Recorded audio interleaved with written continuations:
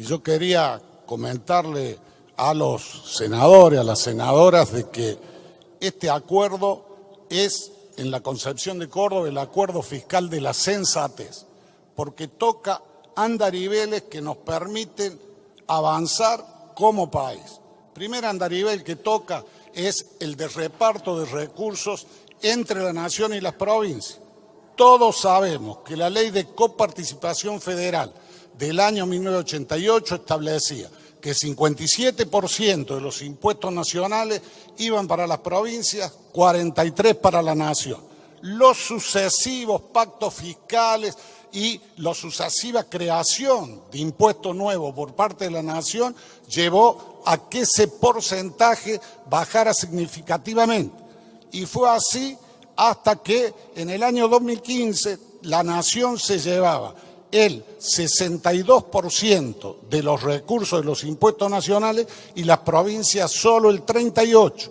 A partir del fallo de la Suprema Corte de Justicia de la Nación, que restituye el 15% de manera definitiva a las dos provincias como son San Luis y Santa Fe, y la cautelar a favor de Córdoba, comienza a cambiar ese porcentaje, porque a eso le sigue el acuerdo entre la nación y las demás provincias para ir restituyendo el 15% con 3% anual. Y ahí comienza a subir la participación de las provincias en el total de recaudación de impuestos nacionales. Pero nos encontramos con que el presupuesto 2018 todavía mantiene un 43% de los recursos de los impuestos nacionales para la provincia y un 57% para la nación. Y doy esta cifra porque en este contexto debe ser analizado lo que produjo la ley de coparticipación del año 88 en cuanto a cómo era la distribución secundaria, cuánto se llevaba cada provincia. Indudablemente, en el año 88 hubo provincias que mejoraron su índice de coparticipación y hubo otras que perdieron su índice de coparticipación. Indudablemente que esto en dos provincias originó una seria dificultad para el funcionamiento de su Estado, que era provincia de Buenos Aires y la otra provincia, la provincia de La Rioja, que desde aquella época tienen que ser asistidos por el gobierno nacional. Pero ante esta distribución de la coparticipación primaria, donde la nación está con un montón de recursos que son de las provincias, correspondía que la nación pusiera los fondos para resolver el problema del fondo del conurbano, que fue algo que se hizo allá en la década del 90 para tentar paliar lo que había determinado la ley de coparticipación del 88, y también que se firmara un acuerdo para sostener a la provincia de La Rioja. Yo quiero reiterar aquí que Córdoba respalda el reclamo de la provincia de La Rioja de que se le restituya ese punto de coparticipación, porque un punto de coparticipación para una provincia pequeña es el equivalente a todos los puntos que perdió provincia de Buenos Aires. Y se consiguió que pusiera la nación los recursos para solucionar el problema de estas dos provincias. Y esto a su vez permite que haya mayor participación de las provincias en la masa de impuestos nacionales.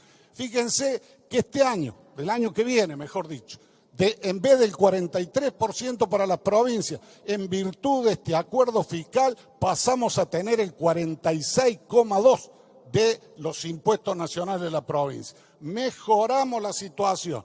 Y merced también a este acuerdo fiscal que sube los montos en el año 2019 que la nación da a las provincias para compensar y acabar con la litigiosidad, pasamos al 49%, y en el año 2020 las provincias vamos a tener el 50,4% de los impuestos nacionales, que era la situación que había hace casi 30 años, allá en el año 1990, antes que empezaran los pactos fiscales. Entonces, claramente es un avance en la coparticipación primaria, que es la central, porque es difícil ponerse de acuerdo entre todas las provincias. Pero lo que corresponde primero para solucionar el tema de la coparticipación es que se cumpla con que las provincias tengan el porcentaje de recaudación de los impuestos nacionales que establece la ley de coparticipación del año 88. Y acá se dio un paso significativo en esto, como lo prueban estos guarismos que acabo de comentar. Y también se solucionó un tema que nos tocaba al interior, porque el Fondo del Conurbano y los recursos para la provincia de Buenos Aires, lo he dicho en numerosas oportunidades, tiene dos caras. Los recursos que indudablemente necesita el Estado bonaerense para funcionar, pero la otra cara son los subsidios que recibe Capital Federal y el Gran Buenos Aires, que muy superiores a lo que recibimos en el interior del país. Con lo cual, prácticamente, del interior del país nosotros estamos financiando el transporte, la energía, el gas, el agua de los habitantes de la patria que viven en Capital Federal y sobre todo en el Gran Buenos Aires. Esta era la otra cara de la moneda y había que resolver las dos cosas al mismo tiempo. El fondo que le correspondía a la provincia de Buenos Aires y acabar con esta desigualdad en los subsidios que perjudicaba al interior. Y esto fue contemplado en este acuerdo fiscal, que es un planteo que al menos desde Córdoba venimos haciendo desde hace bastante tiempo. Entonces también se avanzó en la equidad entre las provincias argentinas.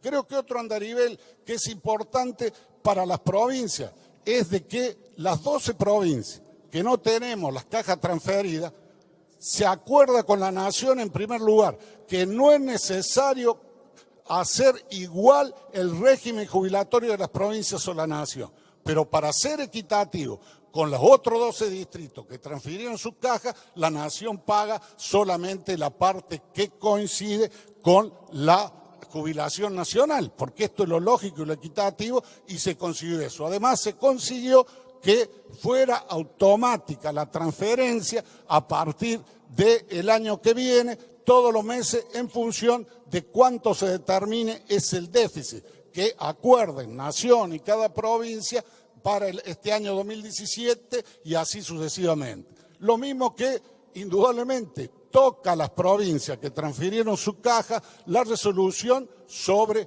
cómo se pagan las jubilaciones nacionales, porque están no solo los trabajadores de la actividad privada, sino están los trabajadores públicos de las cajas transferidas. Y ahí hubo el acuerdo que es de inflación más un plus, hubo el acuerdo de que a aquellos trabajadores que aportaron 30 años se les garantiza la mínima, el 82% de la jubilación mínima, y hubo un acuerdo de que hay que eliminar las jubilaciones de privilegio, cosa que a mí me parece central.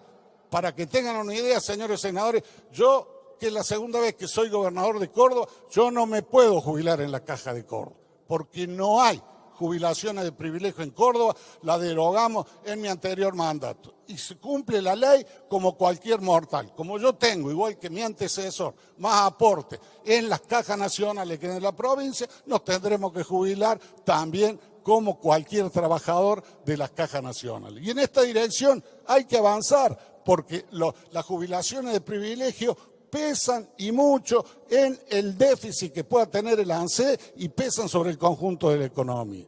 Me parece importante también que se haya avanzado en lo que es la reducción del déficit fiscal. Este acuerdo significa avanzar en la reducción del déficit fiscal.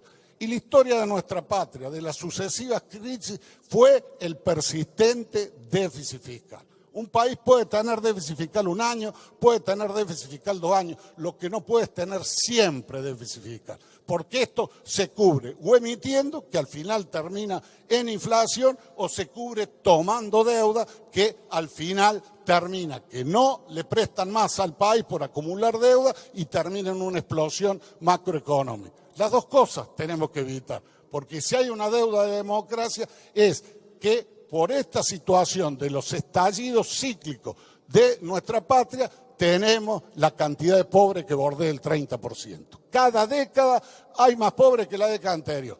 En el 80 hubo más pobres que en los 70, en los 90 más que en el 80, en el 2000 más que en los 90. Y esto significa que tiene que haber un acuerdo para avanzar a tener el equilibrio fiscal. Y el otro elemento que me parece también central es el avanzar en la eliminación de impuestos distorsivos. ¿Qué significa esto? Que impuestos que penalizan la producción deben ser cambiados por impuestos que no penalicen la producción. Y en este sentido yo también quiero ser muy claro. La posición de Córdoba no es de que se debe rebajar impuestos por rebajar impuestos. Córdoba sostiene que nosotros tenemos que tener una presión sobre el Producto Bruto, o sea, sobre el tamaño de la economía, que nunca va a ser inferior al 32% o al 35%, porque la complejidad de la sociedad argentina exige que el gasto del Estado sobre el Producto Bruto sea de esa magnitud. Ya hubo intento de decir que con impuestos bajos se iba a crecer en el país. Lo concreto es que nunca el gasto bajó del 30 a 31% y por eso hubo estallido. Lo que sí sostenemos de que un país que quiere garantizar la educación gratuita, que quiere garantizar la salud gratuita, que tiene la complejidad como sociedad que tiene nuestra Argentina, tiene que estar en ese nivel de presión fiscal sobre el Producto Bruto. Ojalá pudiéramos tener la presión fiscal que tiene Europa, pero lo que sí tenemos que hacer es caminar a cambiar impuestos distorsivos que penalizan la producción, como es el impuesto al cheque, como son las retenciones a las exportaciones agropecuarias que tanto perjudicaron a mi provincia, porque nosotros pusimos en estos 13 años de retenciones a la soja 10.700 millones de dólares que no volvieron a la provincia de Córdoba y que iban probablemente para garantizar los servicios baratos aquí en Capital Federal y en el Gran Buenos Aires. Y tenemos que eliminar ingreso bruto y avanzar al final del camino o hacia un IVA provincial o hacia un impuesto a la última venta. Y esto es lo que plantea el pacto fiscal.